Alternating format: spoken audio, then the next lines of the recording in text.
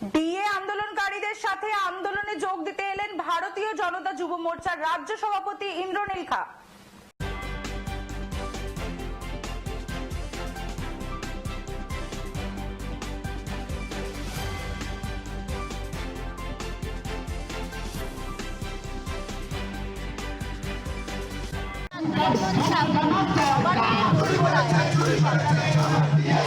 দেখুন, তৃণমূল সরকার যেভাবে করে রাজ্য সরকারি কর্মচারীদের ওপর তাদের ওপর ভর করে সরকারটা চলছে, তার সরকারের তো নেতা মন্ত্রী যারা আছে তারা তো সব চুরি করে এখন জেলে আছে, কেউ জেল থেকে পালিয়ে হাসপাতালে পালিয়ে বাড়াবার চেষ্টা করছে।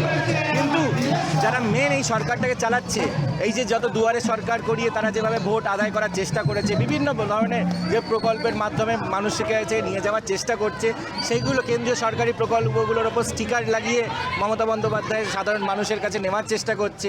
সেই টাকা দিচ্ছে কেন্দ্র, কিন্তু স্টিকার লাগাচ্ছে রাজ্য সরকার। কিন্তু সেই কাজটাও করাচ্ছে, স্টিকার লাগানোর কাজটাকেও করাচ্ছেন এই রাজ্য সরকারি কর্মচারীদের দিয়েই। সে শিক্ষাক্ষেত্র হোক, স্বাস্থ্যক্ষেত্র হোক, বা বিভিন্ন যে ক্ষেত্র হোম মিনিস্টার, যেগুলো কালচার ডিপার্টমেন্ট হতে পারে, বিভিন্ন ক্ষেত্রে যারা একজন শিক্ষক, একজন পেনশনার, তাদেরকে তাদের প্রাপ্য ডিএ থেকে বঞ্চিত রেখেছে দিনের পর দিন ধরে। এটা আজকে নতুন না, এতগুলো কোর্ট অর্ডার থাকা সত্ত্বেও কোনো ধরনের কোর্ট অর্ডারকে না মেনে বারবার করে সাধারণ যে সরকারি কর্মচারী, পশ্চিমবঙ্গ সরকারি কর্মচারী, তাদেরকে দিনের পর দিন ধরে বঞ্চিত রেখেছে তাদের প্রাপ্য ডিএ থেকে। অন্যান্য যে বলে না বাংলাকে নাকি গুজরাট হতে দেবে না, বাংলাকে উত্তরপ্রদেশ হতে দেবে না, সত্যি তাই। উত্তরপ্রদেশ আর বা গুজরাট বা মধ্যপ্রদেশ, সেখানে যে হারে সরকারি কর্মচারীরা, রাজ্য সরকারি কর্মচারীরা যে হারে ডিএ পায়, তার ধারে কাছে পর্যন্ত পশ্চিমবঙ্গ নেই। পশ্চিমবঙ্গ হলো আমাদের এই ডিএর টাকাগুলো চুরি করে বিভিন্ন ধরনের ওই খেলা মেলা অন্যান্যভাবে, এবং তার মাধ্যমে সিন্ডিকেট, বিভিন্ন ধরনের কাটমানি, সেগুলো দিয়ে রেশন দুর্নীতি করছে, সেগুলো দিয়ে শিক্ষা নিয়োগে দুর্নীতি করছে।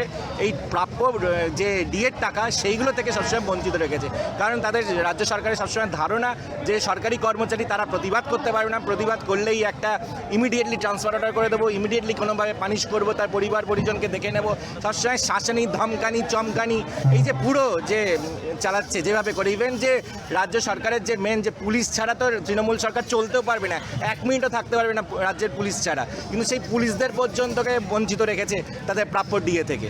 তো রাজ্যে যে সরকারি কর্মচারীরা, পুলিশ থেকে শুরু করে, শিক্ষক থেকে শুরু করে, ডাক্তার থেকে শুরু করে, নার্স থেকে শুরু করে, প্রত্যেকে মিলে আজকে কিন্তু বীতশ্রদ্ধ রাজ্য সরকারও তাদের প্রাপ্য দিয়ে দিচ্ছে না, উল্টে তাদেরকে দিয়ে ডবল কাজ করাচ্ছে। কারণ তাদের যে এক্সিস্টিং যে ভ্যাকেন্সিগুলো, সেগুলোতে নিয়োগ নেই, যার জন্য আমাদের যে চাকরি প্রার্থীরা আছেন তারা ধর্ণা দিয়ে যাচ্ছেন।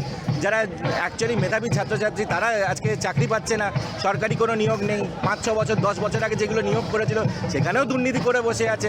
তো একটাই এরকমই সিচুয়েশন আছে, ছাত্র যুব আজকে ধর্মতলায়, পাত্র অপা এরা ছাদনাতলায়, আর এদিকে নবান্নের 14 তলায় মুখ্যমন্ত্রী আছেন, কিন্তু নবান্নের নিচের তলায় কিন্তু আজকে সরকারি কর্মচারীরাও এসে গেছে।